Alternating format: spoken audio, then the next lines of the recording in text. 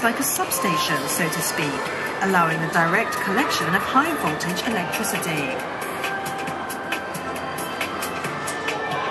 The voltage flowing to the traction motors can be regulated with the tap changer, which alters the number of turns in the transformer.